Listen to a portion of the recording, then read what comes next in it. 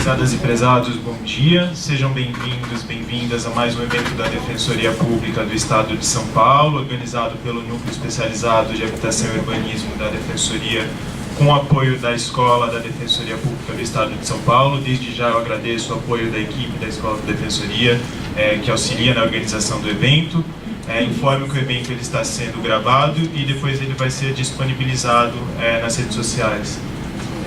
Eu gostaria também de agradecer desde já e saudar os defensores e defensoras que vieram de outros estados e compõem a Comissão Especial de Mobilidade Urbana, Moradia e Questões Fundiárias da Associação Nacional de Defensores Públicos, a ANADEP. Gostaria de ressaltar que o evento de hoje ele tem como objetivo promover a capacitação das pessoas que atuam com direito à cidade. O estudo do Estatuto da Metrópole ele se demonstra hoje, para todos nós, indispensável para quem atua na área de habitação e urbanismo, principalmente porque a lei ela traz previsões a respeito de planejamento, gestão e execução de funções públicas de interesse comum em regiões metropolitanas e em aglomerações urbanas. Além disso, eu ressalto a importância da lei em relação à concretização dos direitos fundamentais, que estão muito relacionados com a atuação da Defensoria Pública. Isso porque a lei ela prevê instrumentos que buscam alcançar um conjunto de transformações urbanísticas para ampliar as potencialidades de realizações de direitos fundamentais no âmbito da metrópole. O evento de hoje ele está dividido em duas mesas de exposições e a gente contará com exposições das professoras doutora Daniela Campos Libório e doutora Débora Soto, a quem desde já eu agradeço a presença, agradeço por terem aceitado o convite para participar do evento. A mesa da doutora Daniela Campos Libório será Estatuto da Metrópole, aspectos introdutórios e governança interfederativa de regiões metropolitanas e aglomerações urbanas. A doutora Daniela é pós-doutora em gestão de águas pela Universidade de Sevilha, especialista em políticas ambientais pela Universidade de Castilha-La Mancha, mestre e doutora pela PUC São Paulo, presidente do Instituto Brasileiro de Direito Urbanístico entre 2013 e 2017, coordenadora em Direito Urbanístico na pós-graduação da PUC São Paulo, líder do grupo de pesquisa em meio ambiente urbano e advogada. E a segunda exposição ela será conduzida pela doutora Débora Soto. A mesa se chama Dos Instrumentos de Desenvolvimento Urbano Integrado no Estatuto da Metrópole. A doutora Débora Soto é doutora em Direito Urbanístico pela Pontifícia Universidade Católica de São Paulo, tem pós-doutorado em andamento na Faculdade de Saúde Pública da Universidade de São Paulo, no Departamento de Saúde e Meio Ambiente, sob a supervisão do professor Arlindo Felipe Júnior, bacharel em Direito pela Universidade de São Paulo, mestre em Direito do Estado, Direito Tributário pela Pontifícia Universidade Católica de São Paulo, mestre profissional em Direito Internacional do Meio Ambiente pela Universidade de Limoges, professora colaboradora do curso de especialização em Direito Urbanístico mantido pelo COGEA, PUC São Paulo, e procuradora do município de São Paulo. Eu justifico a ausência do defensor público Leonardo Scofano Damasceno Peixoto, que representaria a Associação Paulista de Defensores Públicos. Ele está em outras atividades institucionais que surgiram agora. E eu passo a palavra para a defensora Olenka Lins e Silva Martins Rocha, que é defensora pública do Estado do Paraná, coordenadora do Núcleo Itinerante de Questões Fundiárias e Urbanísticas. Bem, bom dia a todos e todas. Estou feliz em poder dizer que hoje é mais todas que todos, né? Logo nesse mês de março que a gente comemora, né, o Dia Internacional da Mulher e o Mês Internacional da Mulher. É muito bom ver que a mulherada está aí, tá firme e forte para aprender e se capacitar cada vez mais. É um prazer enorme estar aqui, representando a Defensoria Pública do Estado do Paraná e também a Comissão de Mobilidade da ANADEP. Esse seminário hoje ele foi idealizado pelos integrantes dessa comissão da ANADEP e brilhantemente executado, como de costume, pela doutora Luísa Veloso, que dispensa maiores apresentações, né, doutora? Porque nos presenteia e inspira todos os dias com a sua atuação frente ao núcleo de habitação aqui de São Paulo, né? Uma inspiração para todos nós. A lei que vai ser trabalhada aqui hoje, que é a 13.089, né, de 2015, ela é ainda muito pouco explorada pela doutrina pátria, mas ela tem uma importância ímpar para aqueles que de alguma forma se preocupam com a questão do direito à moradia, da habitação, do direito à cidade como um todo. E eu digo isso porque, como o Rafael estava dizendo aqui, é uma lei que trabalha conceitos como planejamento urbano, execução compartilhada das funções públicas, democracia participativa, desenvolvimento sustentável, compensação ambiental, habitação, enfim, né, vários outros conceitos de extrema importância. Em outras palavras, acho que está falhando ou está? Tá ótimo, porque eu já falo alto demais, né? Então, em outras palavras, essa lei ela visa realizar uma correta ordenação dos espaços urbanos e territoriais. E aí que, se nós não a analisarmos detidamente, a gente corre o risco de negligenciar na defesa dos direitos dessas pessoas, né? Dos direitos sociais à moradia, do direito à cidade, enfim. Então, que a gente possa hoje abrir os olhos, os ouvidos e as mentes, né? Para o que os palestrantes que dedicaram parte do seu precioso tempo para nos capacitar e nos qualificar aqui hoje. Era isso que eu tinha para dizer, e sem mais delongas, que a gente já se atrasou bastante hoje. Então, podemos dar início à primeira exposição, a ser conduzida pela professora Daniela Campos Libório. Bom dia a todos, é um prazer estar aqui na casa de novo.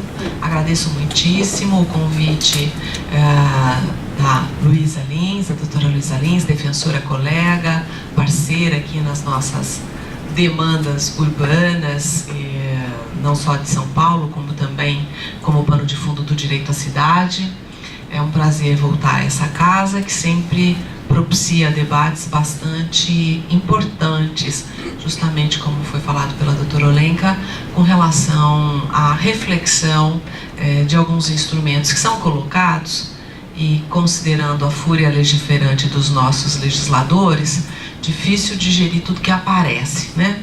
Então, assim, mas tem essa lei que eu já nem sabia dela, né? Então, sim, sabemos que existe o Estatuto da Metrópole, e a proposta que me foi formulada era pegar o começo do começo para ter um fio da meada e colocar em algumas questões. Eu vou trazer aquilo que entendo como esclarecimento, alguns exemplos também, e algumas partes são controvertidas sob a minha compreensão. Acho que merece, então, uma reflexão de onde são os ambientes frágeis de aplicação do Estatuto da Metrópole, de maneira, então, que vocês depois se sintam à vontade para fazerem as próprias análises e, óbvio, também discordarem, concordarem ou aquilo que se sentirem mais confortáveis, ok?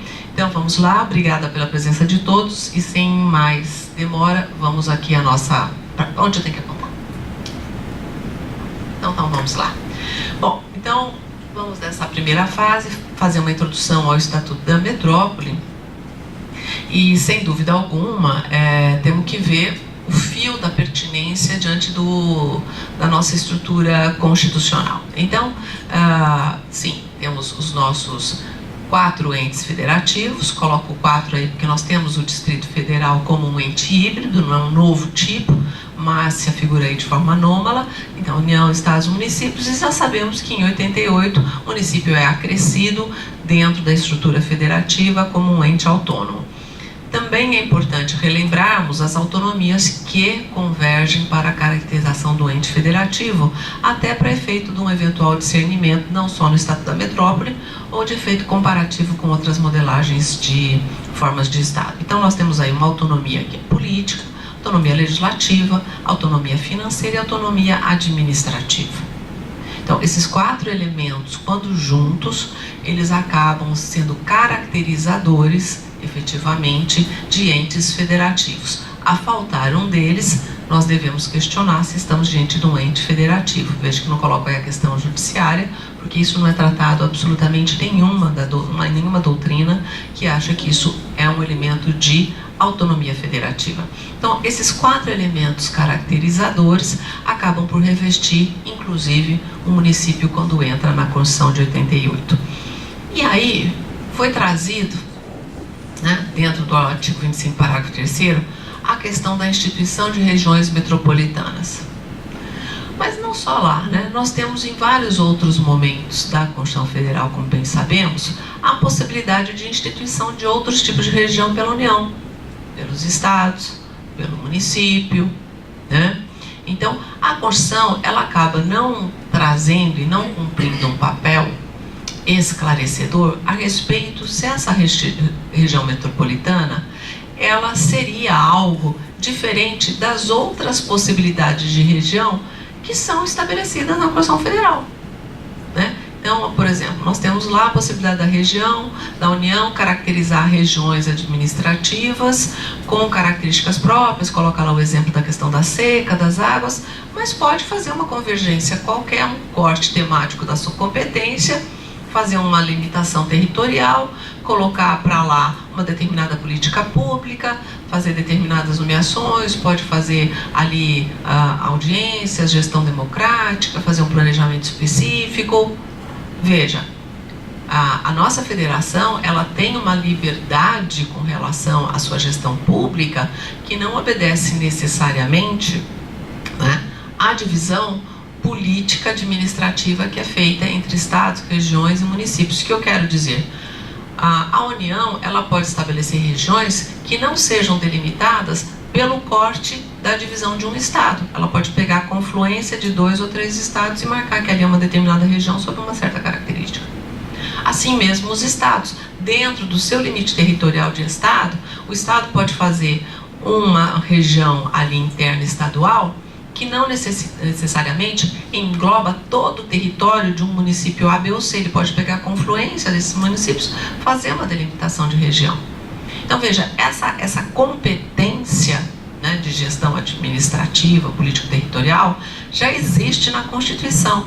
Então, a questão que fica é, o que a região metropolitana, as aglomerações, e também tem o terceiro tipo, que é a microrregião, oferecem de diferente dessa capacidade que já existe inerentemente às figuras federativas? Porque esta, em particular, está lá. Porque as outras também vão ter que ser feitas com a lei do ente que está, né, do ente fica um cacófago, mas então, da entidade federativa que está alavancando isso. Então, se o Estado membro quiser trazer uma determinada região, né, que faça interface de 2, 3, 4, 5 municípios, e quiser com isso dispor de legislações, fazer alterações de uso do solo, de uma política pública, de orçamento e etc., vai ter que fazer na forma da lei. Então, assim, eu só trago esse ponto para dizer assim, a Constituição trouxe como uma espécie, num destaque, dentro lá do artigo 25, de uma competência que, já digo, totalmente esvaziada dos estados, porque ao invés da União, né, entregar um pouco das suas competências para os estados membros na Constituição de 88, com a criação dos municípios, os municípios ficaram com as competências do estado, então o estado faz o quê? Gás canalizado, região metropolitana e mais nada, né? Ele tem muito dinheiro, mas não tem competência privativa. Então, fica um jogo de tentar entender exatamente para que serve a região metropolitana. Então, a gente tem que buscar fora do direito, na verdade, a ideia do para que serve. Então, é fundamental num tema como esse, não é, que a gente esteja junto com outras áreas, né, com outras ciências, para entender a região metropolitana. E antes de avançar, e já vou entrar na lei em seguida, é importante assinalar que região metropolitana é fato, não é direito. Toda vez que o direito acha que se sobrepõe ao fato quando a questão é urbana, não dá certo. Então, o que eu quero dizer com isso? A região metropolitana, ela vem com uma determinada caracterização, vamos falar sobre ela, mas é em função do processo de agigantamento das cidades que existe a partir do século XX. E existe essa caracterização porque existe um limite político territorial conferido pela Constituição Federal, com limites de competência, precisa ser elaborado uma outra maneira, não é, em função desse agigantamento, desse fato metropolitano, que faz esse processo de crescimento, não é, na maior parte das vezes descoordenado, desordenado, quando não caótico, né, E aí tem uma questão séria de problema de gestão política, a saber quem faz o que no final das contas. Então, essa parte aqui da Constituição Federal, a dizer, existem outras formas de região, a Constituição escolhe trazer uma nomenclatura especial, ela não esclarece para que serve, considerando que é um Estado que se inaugurou em 88, é uma Constituição tida como originária, porque o Brasil já tinha, etc. Bom, isso é história, porque é um Estado novo que estava se inaugurando, então poderia inaugurar, inclusive, novas ressignificações. Não é? O município não é a mesma coisa do que antes. Então eu faço esse alerta temático, mas não podemos despregar em nenhum momento a questão do fato metropolitano, que está muito além e acima do que o direito estabelece. Então nós vamos ver uma série de oportunidades aqui na lei em que ela, de maneira muito esforçada, tenta trazer alguma luz sobre o tema, mas ao mesmo tempo algumas situações em que a lei tentou se sobrepor ao fato metropolitano. Vamos pontuar porque a possibilidade das coisas terem efetividade é muito remota. Bom, então aparece aí o Estatuto da Metrópole, como já foi falado, 13.089 de 2015, e aí essa evolução das regiões metropolitanas, que nós temos aí de forma constatada desde a década de 70, houve um pacote de criações de regiões metropolitanas que à época cumpriam, na verdade, os requisitos para essa caracterização, e já antecipo sem nenhuma ansiedade desde logo que a caracterização básica de uma região metropolitana é um município polo. Esse município polo, ele tem o seu próprio crescimento impulsionado pelas as suas atividades econômicas, então um processo de adensamento, de ocupação de território, e esse pulsar econômico e de produção e de ocupação do seu território é tão grande que vai se alastrando pelo entorno, né? E aí chega então aos municípios de entorno, e os municípios de entorno são receptores do crescimento do município polo. É essa a dinâmica metropolitana, né? Então os municípios de entorno, eles são receptores desse pulsar de crescimento. E nessa recepção, o que nós temos como história, então não vou falar hipoteticamente o que é bom, mas o que nós temos como história é que esses municípios receptores, na maior parte das vezes, não se preparam para isso. O município polo, forte economicamente, né, powerful, super poderoso, também não está nem aí com o que está acontecendo com os municípios de entorno, né? Também então não chega junto e fala, olha, estou fazendo uma expansão aqui, estou fazendo um distrito industrial, provavelmente vai ter adensamento de população, vai ter população aqui, polo migratório, vai ter ocupação de área. Não existe isso. Não existe. É um descaso absurdo, sempre, né? Então o que acontece é que vai crescendo, crescendo, crescendo, e faz essa atrofia, né, desses municípios que estavam num movimento X ali da sua própria realidade. Município às vezes turístico, município que parecia um interior, um município que tinha a sua própria dinâmica. Estou falando que tudo era certo, mas assim, ele tem o seu próprio ritmo. Quando ele começa a receber, não é, essa pressão de crescimento pela ocupação do solo em razão do município polo, ele desvirtua totalmente a natureza daquilo que ele estava vivenciando, porque daí ele está recebendo aquilo que não lhe era originário. Né? Porque o que está vindo para ele não lhe é originário. E estas situações nunca foram cuidadas e vislumbradas. E esse pulsar, ele vai indo de tal forma que ele vai para 1, para 2, para 3, para 4. E aí o capital atrai o capital, né, gente? Onde tem o capital quer vir mais, quer vir mais, quer vir mais, quer vir mais. Então, na verdade, é um processo que, na medida em que seja deflagrado como fato, né, de produção, ele é quase que ininterrupto. E o que nós estamos assistindo no século XXI? Que o agigantamento das cidades já se dá na monta de macrometrópoles, que o direito não conseguiu chegar nem perto. Já antecipa. O direito finge que não existe. Né? Mas nós temos aí regiões metropolitanas que já estão se grudando, né? E o direito aqui está tentando saber ainda, né, competência do município e do estado numa região metropolitana. Então, por isso que eu falo, tem uma questão que é o fato, e esse fato, né, ele é muito mais forte do que o direito. Não adianta vir o direito, colocar tudo no quadradinho, que não vai adiantar, né? Então, a questão da evolução é isso. Houve o estabelecimento dessas regiões metropolitanas. No final das contas, com a vinda do município para os entes federativos, virou a relação de região metropolitana entre o prefeito da capital, que em geral é a capital propulsora da região metropolitana, salvo uma outra exceção, e o governador do estado. O prefeito e o governador brigam por disputa político-territorial para poder fazer a sua cartilha, para poder fazer a sua base, né? Então, o que acabou acontecendo nas últimas quase 3 décadas? A instituição também de regiões metropolitanas, não só como fato metropolitano antes, mas também por disputa política entre governador e prefeito de capital, porque na medida em que há a declaração que é uma região metropolitana, o governo do estado se sente um tanto quanto mais confortável para dizer que o território vai ser ocupado assim ou ali, vai fazer uma ponte, vai fazer um alargamento de via, vai fazer um empreendimento e vai colocar o cartaz que foi o governador que fez. Então, isso é alguma coisa que acontece Brasil afora, que aconteceu pós-Constituição de 88. Então, várias questões de região metropolitana foram disputas de poder entre o prefeito da região instituída e o governador do estado, e muitas vezes não conseguindo alavancar nem a política do A, nem a política do B. Teve uma capital que eu visitei e que estava com essa dinâmica, que o governador queria um metrô de norte a sul e o prefeito de leste a oeste, porque estavam as bases políticas de um de norte a sul e do outro estava leste a oeste, brigaram, não tem metrô na cidade.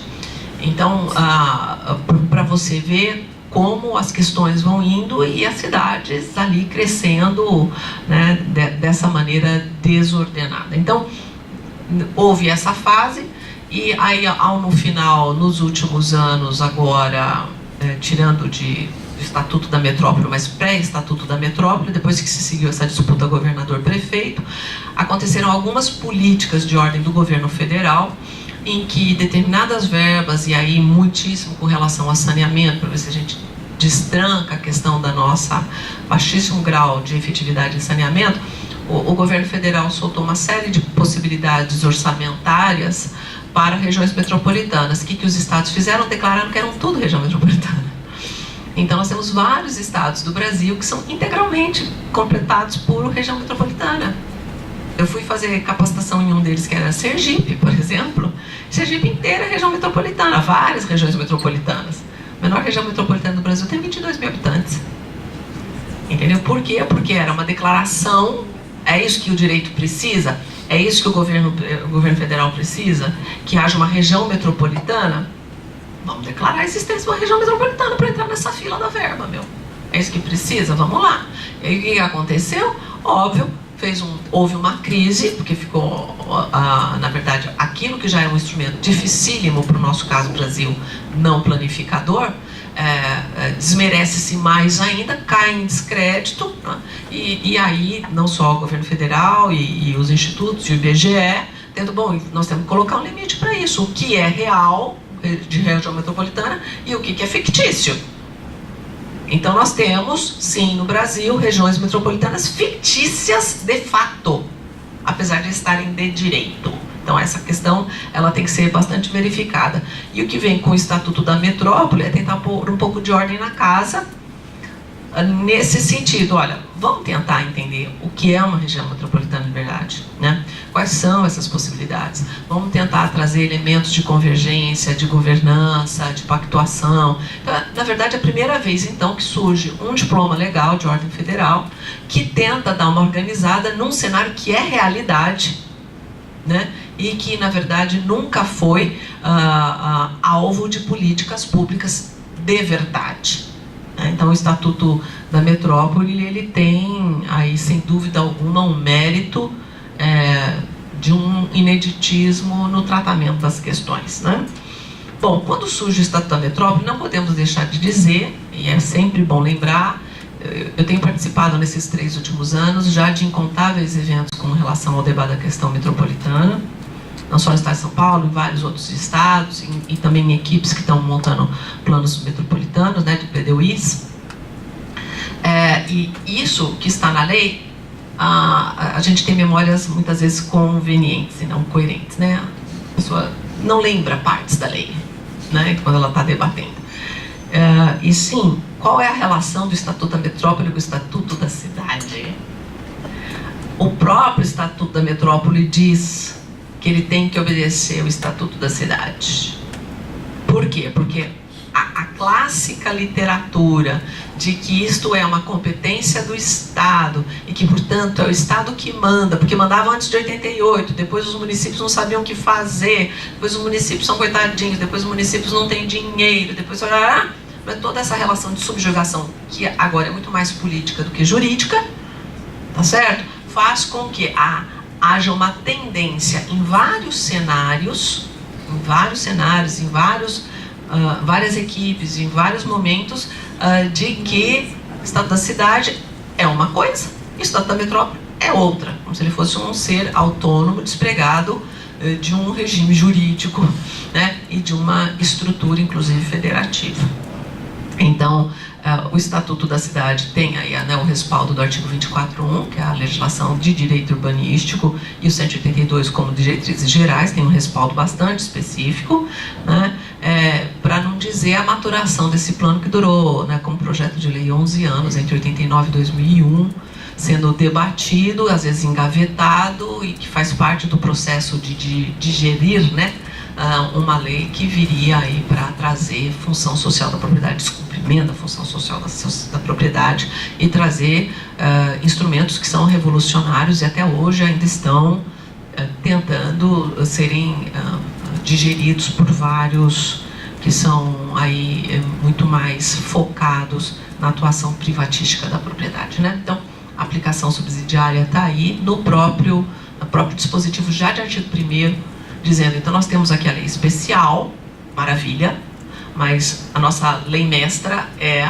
o Estatuto da Cidade. Então, por exemplo, o artigo 1º e 2º, que estão lá como diretrizes gerais, eu tenho o estabelecimento de competências, eu tenho uma série de regramentos, depois eu tenho das sanções lá no fim. Então, o próprio Estatuto da Cidade, ele tem não só instrumentos que são passíveis de serem usados, se eu vou falar de um direito de superfície, eu posso usar no Estatuto da Metrópole, eu posso usar no PDUI. Eu não preciso ter um específico, um novo, se eu falo de coeficiente básico, enfim, tem todos aqueles instrumentos que podem ser trazidos também pelos PDUIs ao usar aí os instrumentos, as sanções, as consequências, as diretrizes, o estabelecimento de planejamento. Então, o Estatuto da Cidade deve ser lido para e passo junto com o Estatuto da Metrópole, não é? Então, não há dúvidas com relação a isso. E aí, é uma lei que traz conceitos, e isso é um alívio, né, gente? Vamos combinar. Por mais que falte algumas questões, dessas histórias que eu estou trazendo, é claro que não cumpre função o conceito de ficar trazendo história, mas existe uma densidade de compreensão, né? Existe uma significação, existe uma semântica atrás dessas terminologias. E aí eu vou dividir com vocês, então o que é que está falando, né? Comunidade territorial, aglomeração urbana. Urbana, constituída pelo agrupamento de 2 ou mais municípios limítrofes, caracterizada por complementaridade funcional e integração das dinâmicas geográficas, ambientais, políticas, sociais. Na verdade não dá para entender o que é. Na prática, você fala para um leigo, lê e interpreta. E a pessoa não vai interpretar. Porque quiseram ser tão amplo e ao mesmo tempo tão profundo que não explicaram o que eram. Então vamos lá. Qual é a diferença de uma região metropolitana para uma aglomeração urbana? É a existência do município polo. O que tem numa aglomeração urbana? Aglomeração urbana, vamos dizer assim, a região metropolitana, ela, de fato, não de direito, tem as aglomerações urbanas acontecendo o tempo inteiro. Mas o móvel da região metropolitana é esse município polo, propulsor, dominante, né, que vai fazendo esse pulsar econômico de ocupação de solo, de políticas, e, em geral, os gestores desse município são bastante ostensivos, para não dizer muitas vezes opressivos, querem conduzir os processos e tudo mais, e às vezes não estão nem aí porque está acontecendo no resto. Em geral, são os maiores dificultadores da extinção de regiões metropolitanas, também, muitas vezes, né? Agora, na aglomeração urbana, é um processo de adensamento, de conurbação. de conurbação. Então, o que acontece? É um movimento que acontece porque apareceu às vezes uma indústria, porque teve atividades econômicas ou ocupações, e a hora que você vê em um município qualquer, pelo Brasil ou fora, você vê lá que um município grudou no outro, mas eles também não são tão diferentes assim um do outro. Você não precisa nomear um polo, né? E aí dali sai uma outra estradinha que acabou abrindo ali um condomínio, que foi feito não sei o que lá. A hora que você vê, ali virou uma manchinha urbana, onde tem conurbação, né, continuidade territorial de ocupação, são as áreas urbanas, majoritariamente. Você tem as aglomerações no sentido dessas ocupações, então pode até ter espaços vazios, mas eles não são majoritários. Majoritariamente você tem uma ocupação de destinação urbana, né? E não tem o município polo. Talvez essa aglomeração vire em algum momento uma região metropolitana. Talvez seja uma situação embrionária, mas talvez não, talvez ela fique do tamanho de uma aglomeração urbana. E aí tem também que ser observado como é esse movimento de crescimento, né, entre municípios que já estão se anexando, que já estão tendo uma realidade comum de crescimento, e aquilo precisa ser gerido.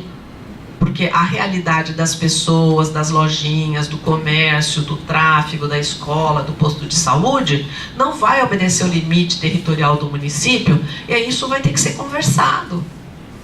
Ah, mas eu moro aqui, 2 quarteirões ali, eu já tenho aquela escolinha que eu prefiro, eu vou naquele posto de abastecimento, e eu prefiro fazer minha festinha nesse bifezinho, depois eu vou... Então eu gasto meu dinheiro aqui, mas eu compro ali, eu ganho aqui, eu faço assim. Então eu tenho um mover pela liberdade de locomoção, pelos acontecimentos, pelas proximidades territoriais e urbanas, que deve ser analisado no caso da aglomeração. Então, essencialmente, é a não existência desse município polo que faz esse pulsar centrífugo, né? A região metropolitana, ela é centrífuga, ela vai se espalhando.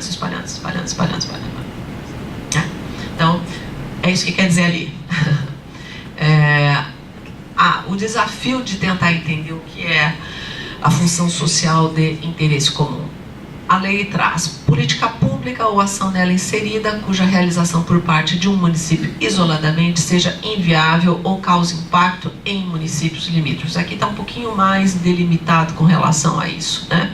O que a lei tenta fazer? Ela tenta fazer um destaque que de todas as competências que existem ali para o município gerir, nas suas competências, nas suas atividades, se ele fizer sozinho, ou ele não vai conseguir efetividade naquilo, não é?